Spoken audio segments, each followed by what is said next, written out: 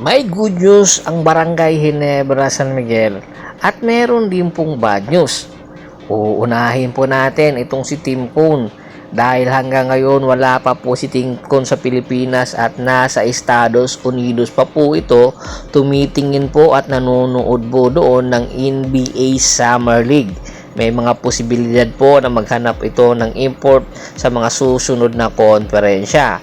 Bagamat lipat po tayo sa paparating po na PBA Annual Rookie Draft, isa daw po sa player na magpapadrop at magpapalista ay eto ngang si Mike Phillips. Opo, isang good news, isang bad news po.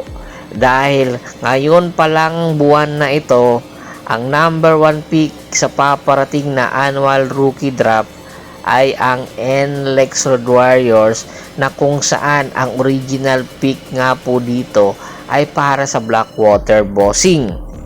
At kung sakali nga po na ang NLEX Road Warriors ang magiging number 1 pick, mawawalan po ng saysay o mawawalan ng pag-asa na makukuha po ng Barangay Ginebra San Miguel itong si Mike Phillips. Gustong gusto pa naman po ito ni Coach Tim Cone. Nang makita niya ang potensyal nitong si Mike Phillips nang gamitin niya sa Gilas, ay nakita niya na napakalaki ng tsansa na maiaangat pa ni Mike Phillips ang kanyang karera at ang kanyang performance at ang kanyang mga arsenal sa PBA sa ilalim ng Barangay Ginebra San Miguel. Ito yung good news.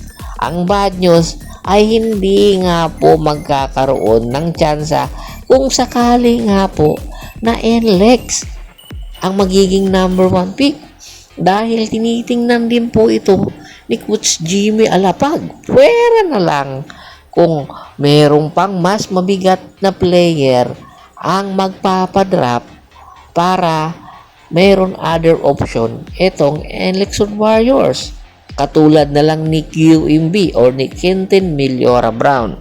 Siyempre, pag-iisipan talaga yon ng NLEX kung sino ang number 1 pick nila.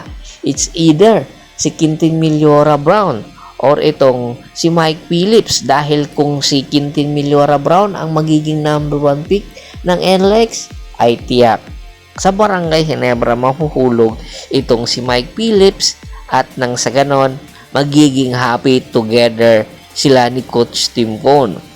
Alam na alam ni Coach Tim Cone kung paano ito gagamitin.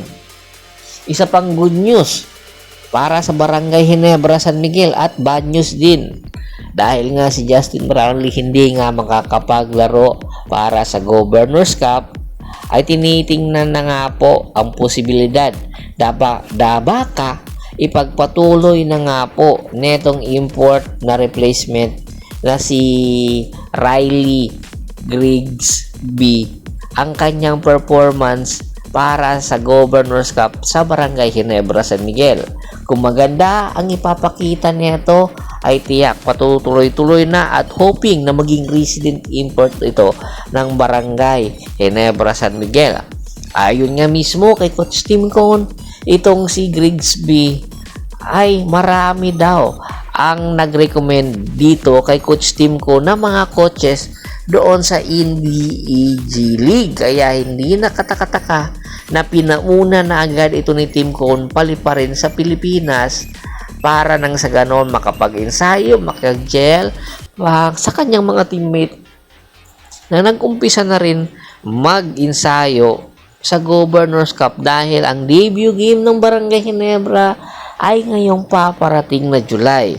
Kaya hoping itong si Grigsby sa kanyang edad na 26 years old ay maging halintulad din siya kay Justin Brownlee na tumagal ng halos 10 taon o mahigit pa sa Barangay Ginebra San Miguel.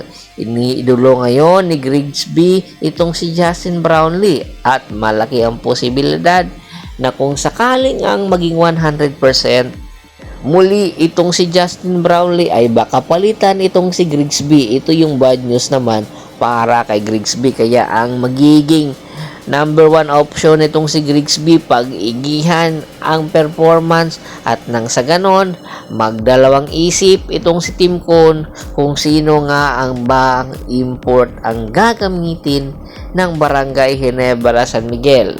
Ang may edad na GOAT na si Justin Brownlee or ang mas bata at mayroong pang papatunayan na si Grigsby.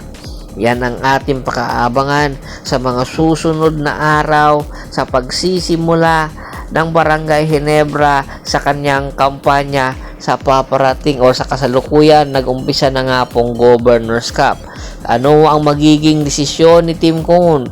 Magbabago na nga ba ang lineup ng Barangay Ginebra San Miguel? Papalitan na nga ba nila itong si Justin Brownlee? Tingin nyo, komento na sa baba ng video at pag-usapan po natin yan. Once again, this is Paul Goso. Don't forget to subscribe my sports channel para po maging updated kayo palagi sa kwentuhan. Hanggang sa muling kwentuhan, maraming salamat po.